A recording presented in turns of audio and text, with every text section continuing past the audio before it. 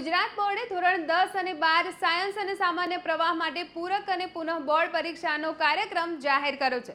પરીક્ષાઓ 23 જૂનથી શરૂ થઈ 1 જુલાઈ સુધી ચાલશે। આ વર્ષે 1.95 લાખથી વધુ વિદ્યાર્થીઓએ ફોર્મ ભર્યા છે। તમામ વિષયોની પરીક્ષાઓ જિલ્લાવાર કેન્દ્રો પર લેવામાં આવશે।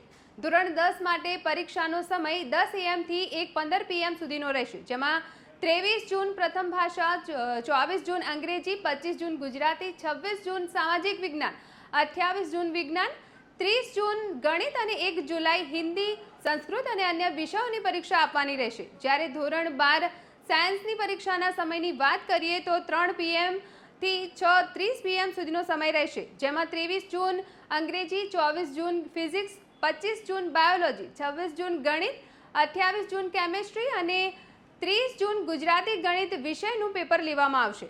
ઉલ્લેખનીય છે કે ગત વર્ષની સરખામણીએ આ વર્ષે વધુ વિષયો માટે પૂરક પરીક્ષા લેવામાં આવશે।